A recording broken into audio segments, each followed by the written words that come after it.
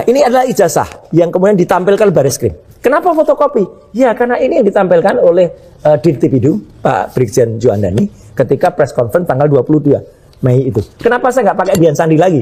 Ya karena Dian Sandi yang untuk Ella. Ini adalah ditampilkan pada layar lebar, pada big screen di balik. Ini saya bandingkan dengan ini namanya diploma comparison dengan miliknya Fronojiwo nomor 1115 ya. Ini miliknya Fronojiwo 1115. Ini miliknya almarhum Hari Mulyono. Ini fotokopi karena yang ditunjuk oleh Pak Dekan Fakultas Kehutanan itu fotokopi.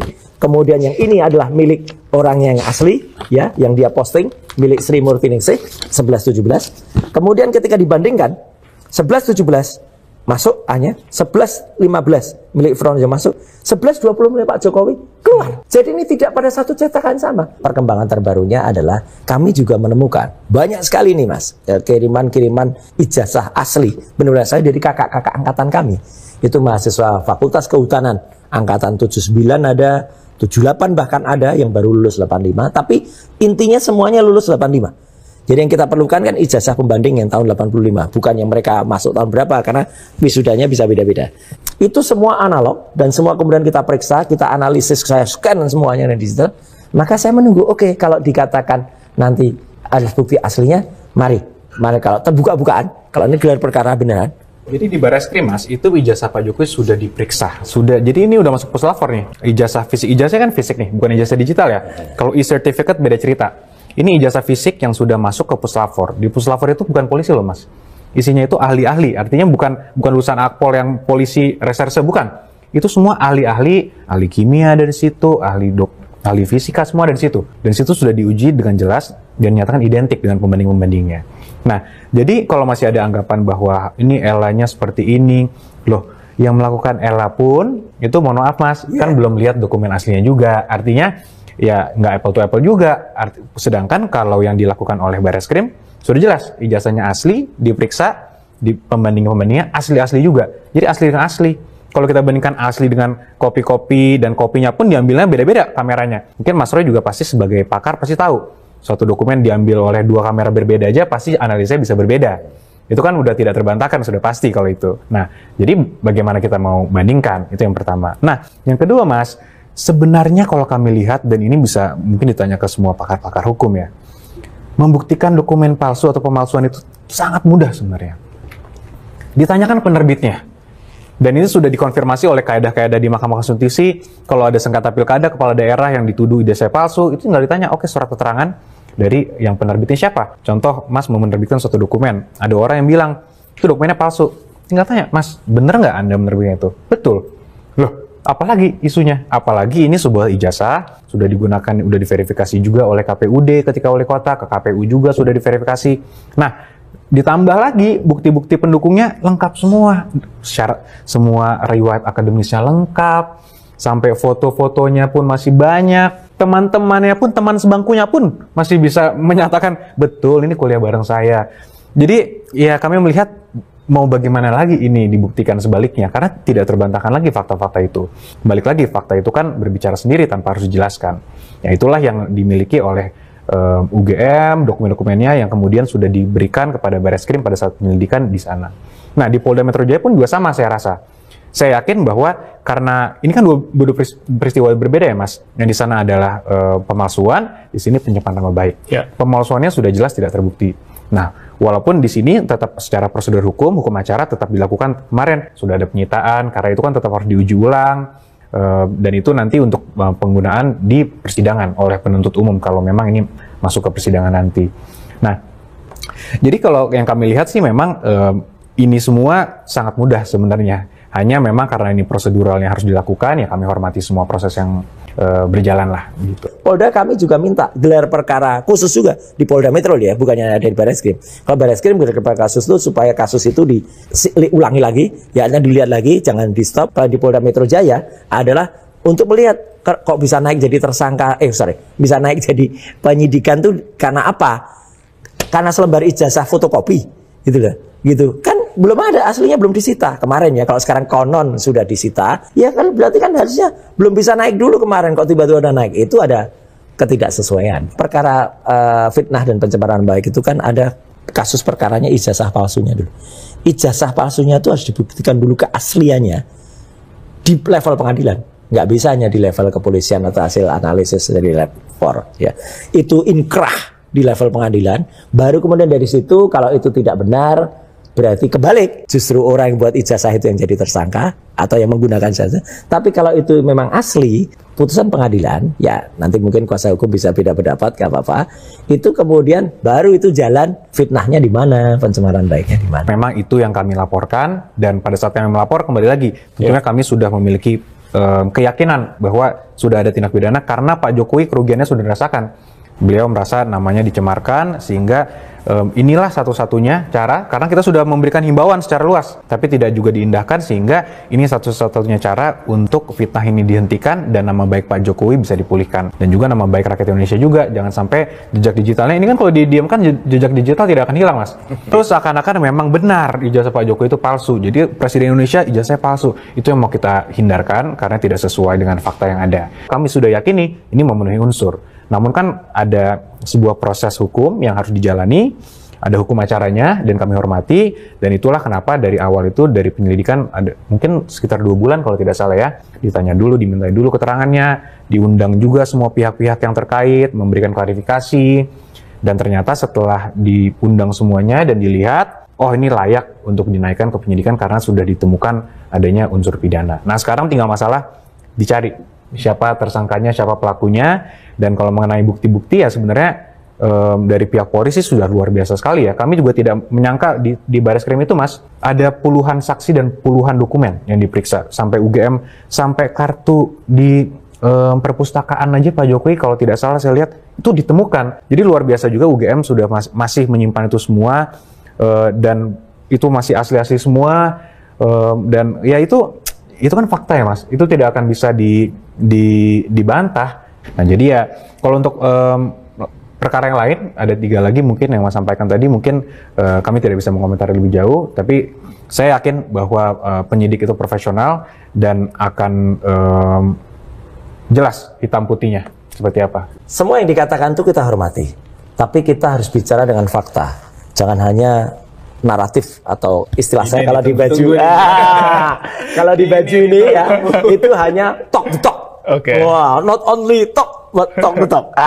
Gitu. Jadi harus ada buktinya. Nih, kata-kata mutiara. Kata-kata mutiara. We walk the talk. We walk the talk, not only talk the talk.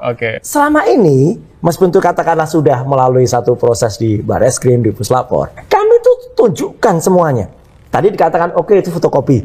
Tapi kami berani adu bukti, berani adu data. Anda disangkakan oleh kuasa hukum. Ya, sah-sah saja yang 310 dan 311 itu menyangkut perasaan hati dari Pak Jokowi. Itu nggak apa-apa, sah-sah aja kalau itu. Yang 27A ini yang kemudian nanti perlu disebutkan. Karena di situ saya menyebarkan kabar ya gitu atau fitnah itu melalui ITE. Kapan saya menyebarkannya? Saya punya akun nggak? Saya punya akun X nggak? Ya, nggak ada. Ya, 32, 35 ini yang paling menarik. Berkali-kali saya sebut. Orang yang namanya Dian Sandi Utama inilah, saya harus sebut bahwa dialah selain kalau ini kan kita dapat semua dari Pak Dekan ya, Fakultas Kehutanan UGM waktu itu. Ya, nah tapi orang yang namanya Dian Sandi inilah yang membuat dapat diaksesnya ijazah. Sekali lagi, ini yang harusnya kena 32 atau 35, karena dia membuat. Misalnya perbedaan, ijazah aslinya kan nggak jajaran genjang gini ya, nggak trapesium gini, tapi trapesium gini, karena ini enggak. Ini sebenarnya sudah merusak, memodifikasi bentuk aslinya. Aslinya kan kotak bagus ijazahnya, kemudian dia gini. Kemudian kalau itu aslinya misalnya ada watermarknya, di sini nggak kelihatan. Orang inilah si Dian Sandi kan kena. Jadi ini sebenarnya nggak logis. Joko Sembung main gol ya nggak sambung, wok gitu ya. Gitu. Kalau apa? Kalau ternyata malah orang yang mengupload yang jelas-jelas membuat dapat diaksesnya, transmisikan, gitu enggak. Kalau kemudian Ella itu dikatakan kayak mengubah, ini kami mengubah. Ella ini adalah sesuatu, ini aslinya adalah video yang kemudian bergeser-geser, seret-seret. Ini kalau di Ella dari awal, dikira itu. Jadi itu adalah analisis. 1 mili pun, 1 mikron pun nggak ada ubahan di ijazah itu yang kami bikin. Itu pasti tidak akan terbukti kecuali penyidiknya tidak mengerti undang-undang. Kami melihat sudah unsur-unsurnya terpenuhi tentunya. Ya pertama kan di KUHP itu 310 311 itu 310 itu adalah pencemaran nama baik, 311 itu fitnah. 27A juga fitnah melakukan elektronik, 3235 juga ada pengadaan, manipulasi, pengubahan dan sebagainya untuk ada dokumen elektronik. Ya kami melihat ini kan rangkaian Mas, kembali lagi sudah bertahun-tahun ya ini dijalankan, dan dari peristiwa-peristiwa tersebut terlihat ada dari, apalagi ini ITE, ada ITE-nya. Kalau ITE itu kan setiap orang memiliki fungsi masing-masing juga. Ada orang yang sebagai yang menyampaikan, contohnya fitnahnya, ada yang mengupload. Nah ini kan perannya semua beda-beda. Jadi itu yang nanti akan kami berikan dulu gambaran yang kami yakini. Tapi kan kembali lagi yang memiliki hak sesuai hukum acara siapa? Penyidik. Yang nanti untuk melihat yang mana yang memenuhi unsur. Yang nanti akan dibawa ke penuntutan oleh jaksa nanti hingga ke persidangan. Dan nanti kan ini akan diuji berulang-ulang kali Mas. Nanti jaksa juga harus menilai memenuhi nggak. Kalau jaksa nggak menilai kan nggak akan P21. Tapi kalau dinilai oh cukup akan P21 dibawa ke persidangan. Kalau jaksa pun bawa, hakim juga mesti harus menilai apakah nanti ini memenuhi unsur atau tidak, terbukti atau tidak. Jadi ya kalau kami lihat sih tenang saja untuk semua terlapor dan semua pihak yang ini, karena kan ini pasti berjenjang lah dan jelas. Karena kan sekarang ini mengumbar-umbar seakan-akan bahwa ini tidak benar semua pelaksanaan hukumnya, penegakan hukumnya. Padahal ini terlalu prematur lah, ini baru mulai kok. Jadi tidak mungkin ada ketidakpercayaan kepada semua unsur. Kalau nggak percaya polisi, nggak percaya jaksa, nggak percaya hakim, ini negara hukum. Itu yang kami minta semua orang menghormati lah, seperti juga Pak Jokowi kan menghormati juga proses yang Sifat ilmu pengetahuan ini juga nggak pernah ditunjukkan aslinya, analognya, ya bahkan fisiknya. Hanya naratif saja yang disampaikan, dan itu kayak membiarkan kami kalau kami bahkan kalau ada orang minta analisis ini, banyak orang yang minta karena saya mungkin kelupaan ada nomor handphone saya di situ. Dan itu banyak sekali yang WA saya, Mas minta dong filenya, saya kirimkan. Kalau Anda minta, karena Beruki minta kan, bukan saya yang menyebarkan gitu. Jadi itu juga point to point, bukan menyebar. Jangan lupa saya ikut yang menyusun undang-undang ITE itu. Kalau WA pribadi itu tidak bisa disebut menyebarkan, ya gitu. Karena itu point to point. Itu saya kasih, dan bahkan kami kesimpulannya pun clear banget. Mulai dari ijazah yang tidak identik ya, sampai foto yang tidak benar, sampai kemudian skripsi. Dan skripsi, sekali lagi Mas, yang saya pegang itu adalah yang pernah kami pegang, Dr. Resmond pegang, Dr. Tiva pegang. Itu adalah skripsi asli, primary evidence. Dan kami punya sekarang 10 ijazah pembanding yang lain lagi. Bukan sekedar yang ada di sosmed atau yang ditunjukkan oleh dekan ya. Itu asli, dan itu kakak-kakak angkatan kami yang memberikan. Dan itu mulai dari benar-benar ijazah sangat detail, ada watermarknya, ada embossnya. Nah, kalau itu ternyata nanti sama, ya diujikan dengan ijazah analognya atau ijazah visi Pak Jokowi, oke, kita fair aja. Kalau ilmu pengetahuan tuh ya harus kita katakan dia, kami nggak boleh bohong.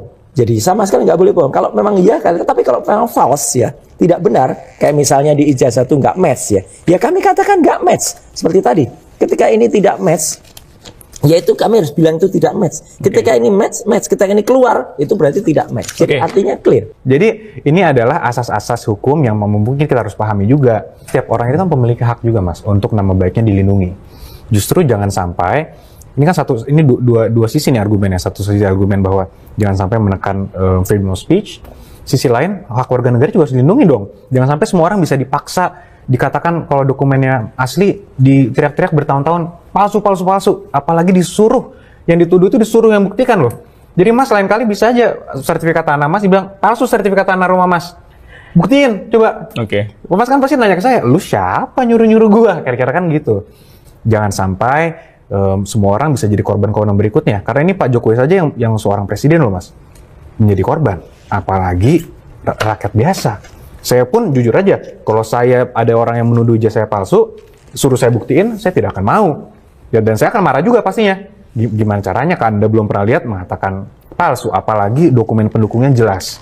Udah dilakukan juga proses hukum di Barreskrim, jelas juga. Sudah diperiksa, itu yang tadi disampaikan Mas Roy itu juga, itu kalau tidak salah itu paparan di gelar khusus Mas ya? Iya, di gelar khusus. Paparan gelar khusus, saya masih ingat itu paparan gelar khusus. Saya berani menampilkan di situ. Gitu. Iya, dipaparkan di gelar khusus. Dan itu sudah disaksikan Kompolnas, saksikan Komisi 3, saksikan Ombudsman, saksikan banyak sekali pihak lah. Yang sudah dinilai juga, penyidik juga sudah melihat langsung. Dan tetap bahwa dinyatakan oleh Kompolnas sudah sesuai SOP semuanya. Jadi tidak perlu ada yang diperdebatkan lagi menurut itu. Dan sekarang gantian. Itu sudah clear, dan Pak Jokowi, ini hak Pak Jokowi lah sekarang yang harus dilindungi. Karena siapapun yang menuduh kan dia membuktikan. Apa iya semua orang yang dituduh palsu dia membuktikan sebaliknya. Dan ada juga tadi anggapan mengenai bahwa harus ada putusan pengadilan yang menyatakan itu asli.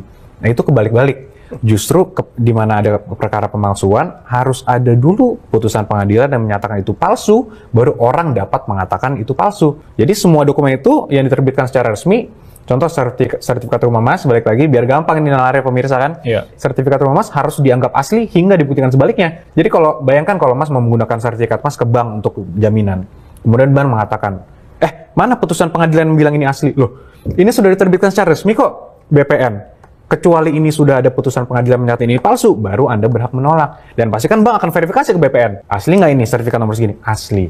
Ini juga sama. Ketika digunakan, ditanya ke UGM penerbit, asli nggak ini ijazahnya? Asli. Sama kayak uang Mas.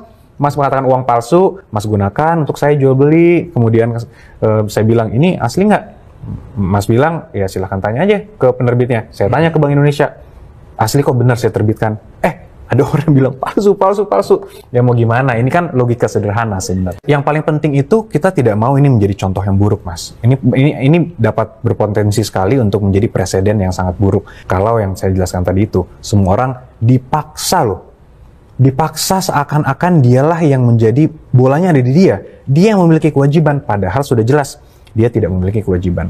Jadi ini bukan hanya sekedar ijazah dan bukan sekedar hanya Pak Jokowi, Mas. Ini lebih besar dari itu, ini mengenai hak dan kewajiban warga negara Indonesia secara umum dan lebih dari Pak Jokowi juga. Jangan sampai ini bisa terjadi, ya doa kami agar tidak ada orang lain juga yang dapat dipaksa-paksa untuk melakukan sesuatu yang bukan merupakan kewajibannya. Dan tidak ada orang juga yang menuntut sesuatu hal yang bukan merupakan haknya juga. Ini negara hukum. Hukum Indonesia, hukum positif yang digunakan, bukan hukum rimba. Ada yang namanya Undang-Undang Keterbukaan Informasi Publik, nomor 14 tahun 2008. Undang-Undang Keterbukaan Informasi Publik itu membuat publik tuh bisa mengerti soal data-data, bukan data pribadi. Karena data pribadi ada undang-undang sini, 27 tahun 2004. Tapi di sini hak publik, termasuk misalnya ada riwayat apa, termasuk memang ada yang dikecualikan, yaitu kesehatan dan pendidikan, itu di pasal 17. Betul. Tapi jangan lupa, di pasal 18-nya, di ayat 2 itu ada, kalau itu digunakan untuk kepentingan publik, dan itu digunakan untuk seorang pejabat publik bisa. Mungkin persoalannya selalu akan dijawab, Pak Jokowi kan sudah bukan pejabat publik lagi sekarang, gitu kan. Itu kan kenapa nggak dulu? Dulu ketika ini gugatan ini dimasukkan, itu pertama kali ketika zaman Bambang Tri, zaman Gus Nur, itu Pak Jokowi masih presiden. Jadi sah-sah saja. Kalau sekarang ada ya beliau pernah menggunakan itu. Sekarang UGM juga dikejar juga. Kami juga mengejar dengan KIP ya, Keterbukaan Informasi Publik, dan kita melaporkan juga kepada Komisi Informasi Pusat ya, atau yang Komunikasi Publik. Termasuk juga misalnya KPU di Solo. Okay. Pengakuan menarik dari KPU di Solo, ternyata mengatakan data-data yang sekarang ada di KPU itu nggak ada. Sudah, kan aneh data-datanya kok nggak ada dan tidak diverifikasi. Kalau tadi dikatakan, orang itu harus dipaksa-paksa, enggak Mas. Karena yang kita akan lakukan nanti kalau misalnya kami diminta untuk maksa, oke nanti KIP lah yang akan memaksa. Kita sudah ajukan juga ke KIP supaya nanti muncul statement atau putusan dari Komisi Informasi Pusat itu bisa dibuka karena jelas betul ini harus bisa dibuka. Nah, soal yang kemudian ada tuduhan pasar pramuka, itu sebenarnya adalah satu statement yang muncul pertama kali oleh orang PDIP ya, Pak Bitor Suryadi. Kami tadinya tidak pernah menyangka atau menyangkal ya bahwa ijazah itu diterbitkan di mana, nggak ngerti cetak. Mungkin UGM juga tidak salah. Kenapa? Mungkin saja UGM pernah mencetak. Tapi kan dulu sempat ada narasi, oh itu hilang profesor siapa dari UGM yang itu kenal dekat juga dengan Pak Jokowi bilang. Mungkin pernah ada skenario yang dikatakan kalau hilang dicetak lagi salah tetapan. Meskipun beliau itu lulus, katakanlah begitu. Ada teman-temannya. Jadi ini tidak menggugurkan kesaksian teman-temannya. Yang pasar pramuka ini memang menarik. Dan itu terus kita dekati sampai ada seseorang yang profesor yang kemudian ditengarai ya atau patut diduga ikut menjadi masuk di pusaran ini karena tiba-tiba dia tadinya dari seorang, maaf ini di pengakuan dia, dari seorang OB atau seorang tukang sapu, tiba-tiba meningkat pesat akhirnya menjadi wakil menteri. Ya gitu, bahkan tadinya punya kios 3 di situ, kemudian kiosnya dijual dan dia pun pernah ngancam saya, ya saya supaya menghentikan ini, kalau enggak keluarga saya enggak aman. Itu Profesor P inisialnya. Tuh. Dan sekarang menariknya dia nuntut saya malah. Undang-undang KIP itu mengecualikan data pribadi, jadi itu jelas. Jadi nanti masyarakat mungkin bisa buka sendiri aja daripada kita berdebat bolak-balik kan, bisa dibuka sendiri undang-undangnya. Jadi itu jelas dikecualikan. Dan tadi memang benar karena memang Mas Roy juga katanya ikut menyusunnya. Kan ada komisi informasi tadi, Komisi Informasi Pusat tadi.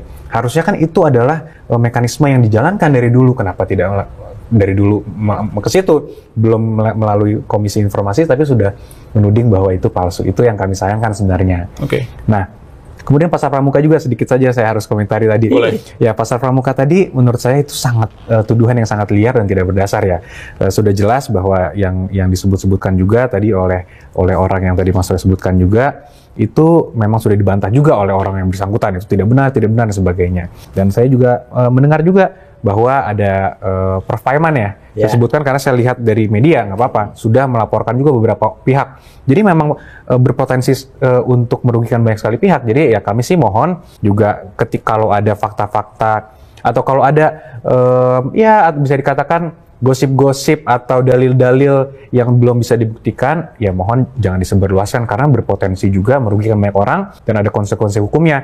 Jadi jangan sampai ada konsekuensi hukum lebih lanjut lagi daripada permasalahan ini. Ya mudah-mudahan sih ini memang pembelajaran bagi semua pihak, Mas. Pembelajarannya itu jangan sampai kita mau mencoba menuduh orang tanpa bukti yang jelas, satu. Yang kedua juga jangan sampai kembali lagi, tadi kan tanpa bukti yang jelas orang sudah nuduh. Nah ini juga semua orang harus aware lah akan hak dan kewajiban masing-masing.